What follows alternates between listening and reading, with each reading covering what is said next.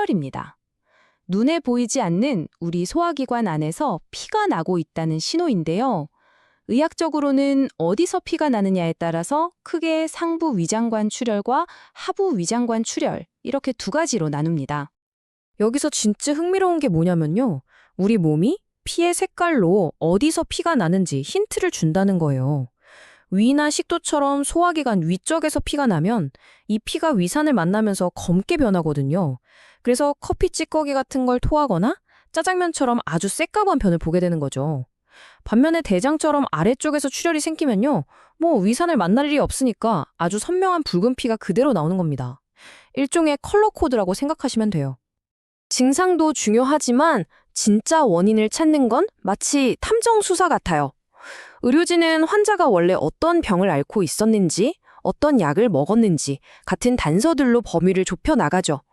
예를 들어서 평소에 간이 안 좋았던 분이 피를 토한다면 단순한 위궤양보다는 식도 정맥류 파열 가능성을 훨씬 더 높게 보고 대비하는 시기입니다. 환자가 응급실에 도착하면 정말 시간과의 싸움이 시작됩니다. 제일 먼저 뭘 하냐면요. 굵은 주사바늘로 양팔에 정맥 주사를 2개나 잡아요. 이건 혹시 모를 대량 수혈에 대비해서 생명선을 미리 만들어두는 겁니다. 동시에 코로 관을 넣어서 위 안에 피가 얼마나 찼는지 확인하고 곧바로 내시경팀이 출동해서 피가 나는 곳을 직접 찾아내서 지혈하는 거죠. 이 모든 과정이 정말 일사불란하게 착착 진행됩니다. 자, 이제 두 번째 신호로 넘어가 볼게요. 이번에는 장이 막히는 상황, 장폐색입니다. 말 그대로 우리 몸속의 고속도로가 꽉 막혀서 폐쇄된 거나 마찬가지인 상황이죠. 근데 여기서 중요한 포인트가 있어요. 장폐색이라고 해서 항상 무언가가 물리적으로 길을 꽉 막고 있는 것만은 아니라는 겁니다. 때로는 장의 신경이나 근육이 마비돼서 그냥 스스로 움직임을 멈춰버리는 경우도 있거든요. 이건 마치 고속도로에 사고가 나서 길이 막힌 게 아니라 아예 신호등 시스템 전체가 고장나버린 것과 비슷하다고 할 수 있겠네요. 장폐색이 진행되는 과정은 이렇습니다. 처음에는 배를 쥐어짜는 듯한 통증이 왔다가 좀 괜찮아졌다가 이걸 반복해요. 그러다 시간이 지나면 가스랑 음식물이 내려가질 못하니까 배가 풍선처럼 빵빵하게 부풀어 오릅니다. 결국엔 장의 움직임이 완전히 멈춰버려서 청진기를 대봐도 아무 소리도 안 들리는 침묵의 복부 상태가 되는데요. 이건 정말 위험하다는 신호입니다. 그래서 이런 상황에서 가장 중요하고 또 가장 먼저 해야 할 조치는 바로 금식입니다. 이건 절대 타협할 수 없는 원칙이에요.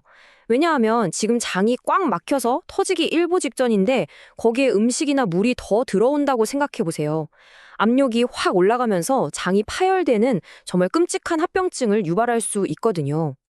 자, 이제 마지막 신호입니다. 가장 예측하기 힘든 외상인데요.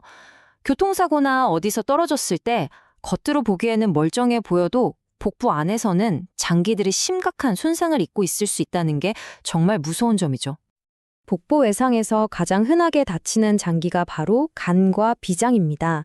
이 둘은 증상이 꽤 비슷해서 헷갈릴 수 있는데 아주 결정적인 차이점이 하나 있어요. 바로 통증의 위치입니다. 특히 비장이 파열되면요. 이게 횡격막 신경을 자극해서 다친 곳과는 전혀 상관없어 보이는 왼쪽 어깨에 통증이 생기거든요. 이걸 켈 징후라고 하는데 이게 보이면 거의 확실한 단서가 됩니다. 예전 같았으면 이런 경우 무조건 배를 열어서 수술을 했겠지만 요즘은 치료법이 훨씬 더 정교해졌어요.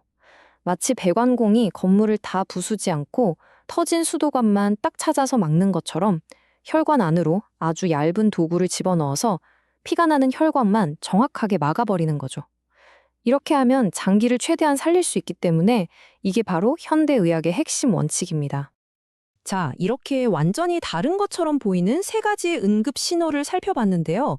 그렇다면 이 모든 상황을 관통하는 가장 중요한 공통점은 과연 무엇일까요?